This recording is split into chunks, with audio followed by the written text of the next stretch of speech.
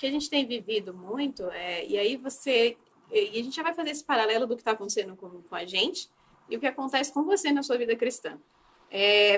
A gente, às vezes, quando fala alguma coisa, as pessoas que já são convertidas, as pessoas, os crentes, a gente fala os crentes, não recebem, às vezes ficam prestando atenção em outros detalhes, ficam prestando atenção naquilo que eles vão criticar, e não prestam atenção naquilo que a gente fala muitas vezes, e procuram argumentos os mais variados possíveis.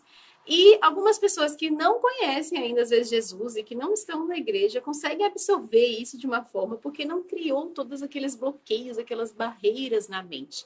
E muitas vezes o que o Bruno falou, que as pessoas que não conhecem, às vezes estranham, falam, nossa, que assunto diferente, não sabia disso, não sabia desse aspecto e tal.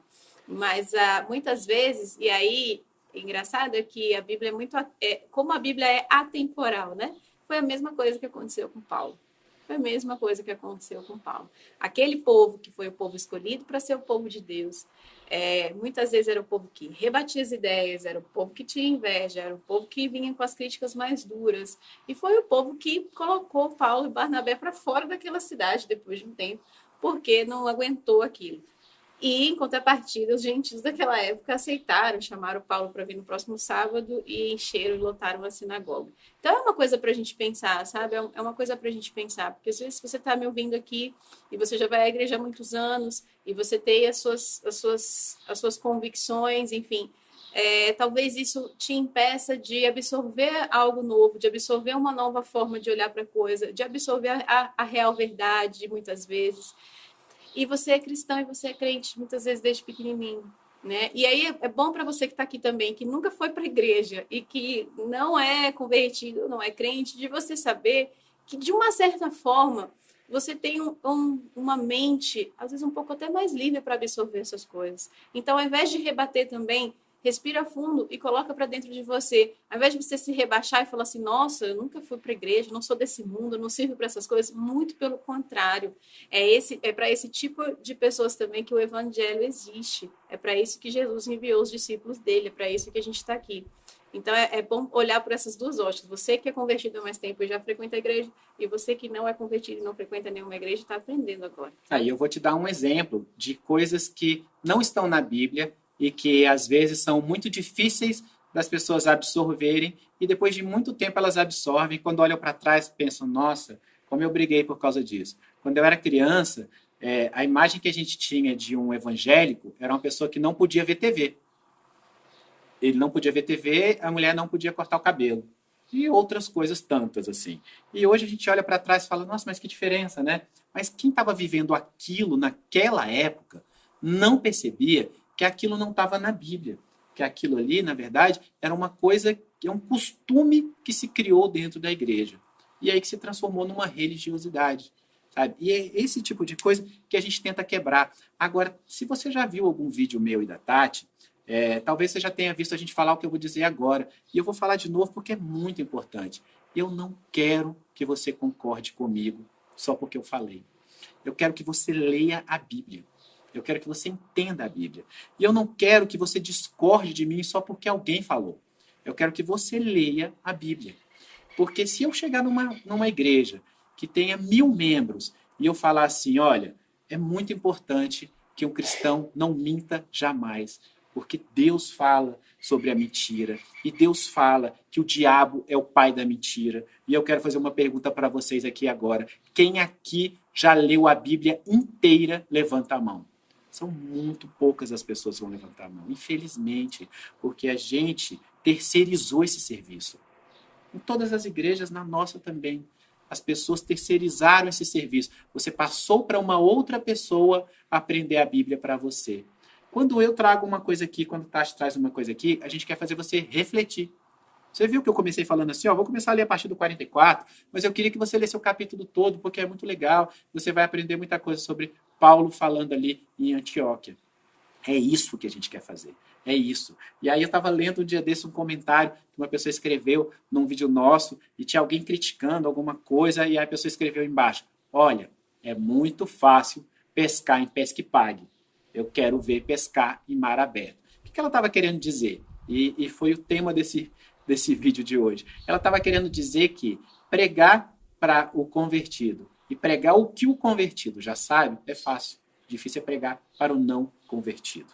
Ou então o que o convertido não sabe. Exatamente. E aí eu quero fazer um convite para você. Eu estou falando da gente e talvez você não consiga fazer esse paralelo na sua vida, sabe? Porque tudo bem, eu já entendi. Sabe o que eu entendo? Do meu caso, que é o seguinte: se Paulo, que é Paulo, morreu daquele jeito, foi perseguido, ele pregou, o fato dele ter pregado para os gentios fez com que ele fosse perseguido, que ele fosse preso. Quando a gente olha em Atos, quando a gente olha a vida dos apóstolos, a gente vê que um foi crucificado de cabeça para baixo, o outro foi apedrejado, o outro foi degolado e assim por diante. Quem sou eu para achar ruim alguém me criticar na internet? Para mim está tudo bem, sabe? Ninguém tirou uma espada para mim, ninguém já me tacou uma pedra. Eu posso pregar num momento da humanidade em que está tudo bem eu pregar. Nós falamos a palavra de Deus num momento tão mais tranquilo. Muito mais, muito mais. Então está tudo bem. Então, para mim, já está tranquilo isso. Mas eu quero que você pense para você. Qual é o momento da sua vida que você deixa de falar de Deus? Que você deixa de ser um exemplo para as pessoas que estão ao seu lado?